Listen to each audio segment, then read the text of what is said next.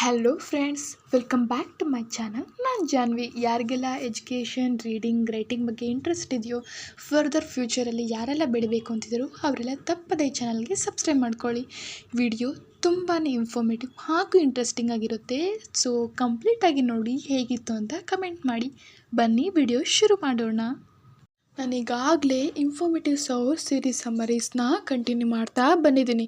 ಇವತ್ತು ನಂದು 7th book. So ನಾನು ಆಲ್ರೆಡಿ 6 ಬುಕ್ಸ್ ಎಕ್ಸ್ಪ್ಲೇನ್ ಮಾಡಿದ್ದೀನಿ. ಸೊ ಆ 6 ಬುಕ್ಸ್ ಕೂಡ ಇನ್ಫಾರ್ಮೇಟಿವ್ ಆಗಿದ್ದಾವೆ, ನಿಮಗೆ ಒಂದಲ್ಲ ಒಂದು ವೇಲಿ ಹೆಲ್ಪ್ಫುಲ್ ಆಗ್ತವೆ.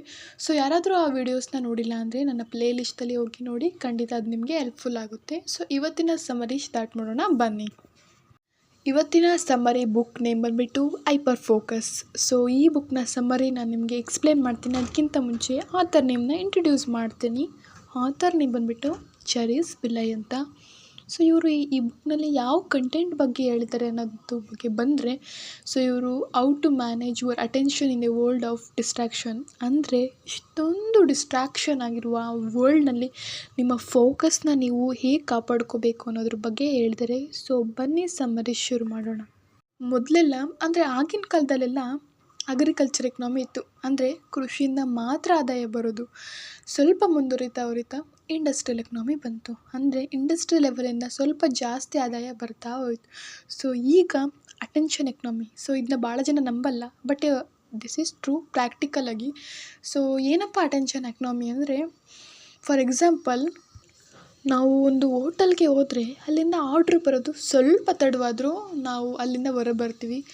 ಸೊ ನಾವು ಆನ್ಲೈನಲ್ಲೆಲ್ಲಾದರೂ ಆರ್ಡ್ರ್ ಮಾಡಿ ತಗೋಬೇಕು ಅಂದರೆ ಲಿಂಕ್ ಬರೋದು ಒಂದು ಸ್ವಲ್ಪ 3-4 ಸೆಕೆಂಡ್ ಲೇಟ್ ಆದರೂ ನಾವು ಅದನ್ನ ನೆಕ್ಸ್ಟ್ ಓಪನ್ನೇ ಮಾಡೋದಿಲ್ಲ.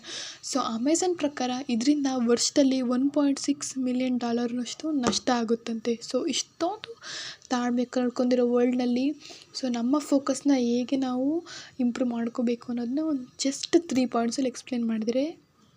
Number 1, your attention is the most precious commodity in this world. ಅಂದರೆ ನಮಗೆ 1 ಮಿನಿಟಲ್ಲಿ ಸುಮಾರು 40 ಮಿಲಿಯನಷ್ಟು ಯೋಚನೆಗಳು ಬರ್ತಾವಂತೆ. ಆದರೆ ಅದರಲ್ಲಿ ನಮಗೆ 40 ಮಾತ್ರ ಇನ್ಫಾರ್ಮೇಟಿವ್ ಆಗಿರ್ತಾವಂತೆ. ಸೊ ಯಾಕಪ್ಪ ಇದನ್ನ ಹೇಳ್ತಿದ್ದಾರೆ ಅಂತ ನೀವು ಕೇಳೋದಾದರೆ, ಸೊ ನಮ್ಮದು ಬ್ರೈನ್ದು ಕೆಪಾಸಿಟಿ ಲಿಮಿಟೆಡ್ ಇರುತ್ತಂತೆ. ಸೊ ಆ ಲಿಮಿಟೆಡ್ ಇರೋ ಕೆಪಾಸಿಟಿಲಿ ನಾವು ಇನ್ಫಾರ್ಮೇಟಿವ್ ಮಾತ್ರ ತುಂಬ್ಕೋಬೇಕು ಅಂತ ಹೇಳ್ತಿದ್ದಾರೆ.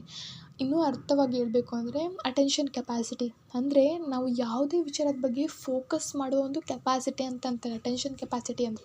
ನಾವಿದನ್ನ ಒಂದು ಫೋನ್ಗೆ ಎಕ್ಸಾಂಪಲ್ ಕೊಟ್ಟು ಹೇಳೋದಾದರೆ ರ್ಯಾಮ್ ಅಂತಾರೆ ನೋಡಿ.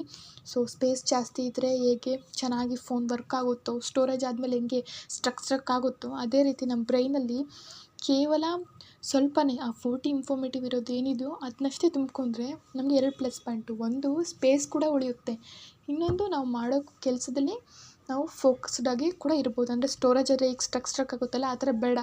ಬೇಕಾಗಿದ್ದಷ್ಟನ್ನ ತುಂಬ್ಕೊಂಡು ನಾವು ಮಾಡೋ ಕೆಲಸದಲ್ಲಿ ಫೋಕಸ್ಡಾಗಿರಬೇಕು ಅಂತ ಹೇಳ್ತಿದ್ದಾರೆ. ಅಂದರೆ ನಾನು ಏನು 2 ಪ್ಲಸ್ ಪಾಯಿಂಟ್ ಅಂತ ಹೇಳಿದ್ನಲ್ಲ, ಅದನ್ನ ಇನ್ನೊಂದು ಸರಿ ಹೇಳಬೇಕು ಅಂದರೆ, ಒಂದು ಸ್ಪೇಸ್ ಇರುತ್ತೆ, ಇನ್ನೊಂದು ಮಾಡೋ ಕೆಲಸನ ಫೋಕಸ್ಡಾಗಿರ್ಬೋದು ಅಂತ ಇಲ್ಲಿ ಮೊದಲೇ ಪಾಯಿಂಟಲ್ಲಿ ಇವರು ಹೇಳಿದ್ದಾರೆ. Number 2, practice low stimulation. ಇದರ್ಥ ನಮ್ಮ ಬ್ರೈನ್ಗೆ ಲೋ ಕೆಪಾಸಿಟಿ ಇದೆ ಅಂತ ಅಲ್ಲ. ಇದರ್ಥ ನಮ್ಮ ಬ್ರೈನ್ಗೆ ನಾವು ಓವರ್ಲೋಡ್ ಇನ್ಫಾರ್ಮೇಷನ್ ಹಾಕ್ತಾಯಿದ್ವಿ ಅಂತ. ಅಂದರೆ ನಾವು ಎಲ್ಲ ಬಿಟ್ಟು ನಮ್ಮ ಬ್ರೈನ್ಗೆ ಇದೇ ಮುಖ್ಯವಾದದ್ದು, ಇದ್ರ ಮೇಲೆ ನೀನು ಫೋಕಸ್ ಮಾಡು, ಇದನ್ನ ನೀನು ಚೆನ್ನಾಗಿ ನೆನ್ಪಿಡ್ಕೊಳುತ್ತೆ. ಸುಮ್ಮನೆ ಓವರ್ಲೋಡ್ ಇನ್ಫಾರ್ಮೇಷನ್ ಕೊಡೋದ್ರಿಂದ ನಮ್ಮ ಬ್ರೈನಲ್ಲಿ ಇದಿಷ್ಟರಲ್ಲಿ ಯಾವುದಪ್ಪ ಇಂಪಾರ್ಟೆಂಟು, ಯಾವ್ದು ಕೊನೆ ನೆನ್ಪಿಡ್ಕೋಬೇಕು ಅನ್ನೋದೇ ಗೊತ್ತಾಗಲ್ಲ. ಅದ್ರ ಬದಲು ನೀವು ಫಸ್ಟೇ ನಿಮಗೆ ನೆನ್ಪಿಡ್ಕೋಬೇಕಾದ್ರೆ ಸಿಂಪಲ್ ಪಾಯಿಂಟಲ್ಲಿ ಇದನ್ನಿಷ್ಟು ನೀನು ನೆನ್ಪಿಡ್ಕೊ, ಇದಿಷ್ಟು ನನಗೆ ಅರ್ಥ ಆಗಿದೆ ಅಂತ ನಿಮ್ಮ ಬ್ರೈನ್ಗೆ ನೀವು ಈ ಥರ ಕೊಡೋದ್ರಿಂದ ನಿಮ್ಮ ಸ್ಟ್ರೆಸ್ ಕೂಡ ಕಮ್ಮಿ ಆಗುತ್ತೆ, ನಿಮ್ಮ ಫೋಕಸ್ ಕೂಡ ಇಂಪ್ರೂವ್ ಆಗುತ್ತೆ ಅಂತ.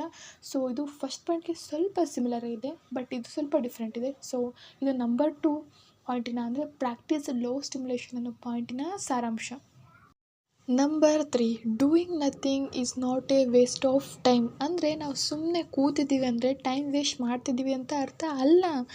ಏಕೆಂದರೆ ನಾವು ಸುಮ್ಮನೆ ಕೂತು ಯೋಚನೆ ಮಾಡ್ತಿರ್ಬೇಕಾದ್ರೆ ನಮ್ಗೆ ಏನಾದರೂ ಒಂದು ಐಡಿಯಾ ಬರೋದು. ಫಾರ್ ಎಕ್ಸಾಂಪಲ್, ಗ್ರಾವಿಟೇಷನ್ ಕಾನ್ಸೆಪ್ಟ್ ಬಂದಿದ್ದೇ ನ್ಯೂಟನ್ ಆ್ಯಪಲ್ ಮರ ಕೆಳಗೆ ಕೂತ್ಕೊಂಡು ಸುಮ್ಮನೆ ಯೋಚನೆ ಮಾಡ್ತಿರ್ಬೇಕಾದ್ರೆ. ನಿಮಗೆ ನೀವು ಏನಾದರೂ ಒಂದು ಅನುಭವ ಆಗಿದ್ದರೆ ಕಮೆಂಟ್ ಮಾಡಿ. ಸೊ ನಾವು ಸುಮ್ಮನೆ ಏನಾದರೂ ಕುಂತಾಗ ನಮ್ಗೆ ಯಾವುದೋ ಒಂದು ಪ್ರಾಬ್ಲಮ್ಗೆ ಒಂದು ಸೊಲ್ಯೂಷನ್ ಸಿಗುತ್ತೆ, ಅಥವಾ ನಮ್ಗೆ ಏನಾದರೂ ನ್ಯೂ ಐಡಿಯಾ, ಏನಾದರೂ ಒಂದು ತಲೆಗೆ ಬರುತ್ತೆ. ಸೊ ನಿಮಗೆ ನೀವು ಮೈಂಡ್ನೆಸ್ ಒಂದು ಸ್ಪೇಸ್ ತಗೊಳ್ಳಿ. ಅಂದರೆ ಲೈಕ್ ವಾಕಿಂಗ್, ಯೋಗ ಮಾಡೋದು, ಬುಕ್ಸ್ ಓದೋದು, ಸುಮ್ಮನೆ ಕೂತ್ಕೊಳ್ಳೋದು, ಈ ಥರ ಮಾಡಿ ನಿಮಗೆ ನಿಮ್ಮದು ಫೋಕಸ್ ಇಂಪ್ರೂವ್ ಆಗುತ್ತೆ. ಏನಾದರೂ ನಿಮಗೆ ಒಂದು ನ್ಯೂ ಐಡಿಯಾ ಬರುತ್ತೆ, ಕ್ರಿಯೇಟಿವಿಟಿಯಾಗಿ ಅದು ಇರುತ್ತೆ ಅಂತ ಇಲ್ಲಿ ಆಥರ್ ಚೆರಿಸ್ ಬೆಲೆ ನಮಗೆ ಎಕ್ಸ್ಪ್ಲೈನ್ ಮಾಡ್ತಿದ್ದಾರೆ. ಸೊ ಇದಿಷ್ಟಾಗಿತ್ತು ಹೈಪರ್ ಫೋಕಸ್ ಬುಕ್ಕಿನ ಸಾರಾಂಶ. ಇದರಲ್ಲಿ ಮೇಯ್ನಾಗಿ ನಮ್ಮ ಈ ಒಂದು ವರ್ಲ್ಡ್ನಲ್ಲಿರುವ ಡಿಸ್ಟ್ರಾಕ್ಷನಿಂದ ಹೇಗೆ ಹೊರಬಂದು ನಮ್ಮ ಫೋಕಸ್ನ ನಾವು ಇಂಪ್ರೂವ್ ಮಾಡ್ಕೋಬೋದು ಅಂತ ಸಿಂಪಲಾಗಿ 3 ಪಾಯಿಂಟಲ್ಲಿ ಚೆರಿಸ್ ಬೆಲೆ ಅವರು ನಮಗೆ ಎಕ್ಸ್ಪ್ಲೈನ್ ಮಾಡಿದ್ದಾರೆ. ಸೊ ಇದಿಷ್ಟು ಹೆಲ್ಪ್ಫುಲ್ ಆಯಿತು ನಿಮಗೆ ವಿಡಿಯೋ ಅಂತ ಭಾವಿಸ್ತೀನಿ. ನೀವೇನಾದರೂ ಸ್ಟೂಡೆಂಟ್ಸ್ ಆಗಿದ್ದರೆ ನಿಮಗೇನಾದರೂ ಈ ವಿಡಿಯೋ ಹೆಲ್ಪ್ಫುಲ್ ಆಯಿತು ಅಂದರೆ ತಪ್ಪದೆ ಕಮೆಂಟ್ ಮಾಡಿ. ಹಾಗೂ ಇದೇ ರೀತಿಯಾದ ಇನ್ನಷ್ಟು ವಿಡಿಯೋಗಾಗಿ ನನ್ನ ಚಾನಲ್ಗೆ ಸಬ್ಸ್ಕ್ರೈಬ್ ಮಾಡ್ಕೊಳ್ಳಿ. ಸೊ ಇಲ್ಲಿ ತನಕ ವಿಡಿಯೋ ನೋಡಿದ್ದಕ್ಕಾಗಿ ಧನ್ಯವಾದಗಳು.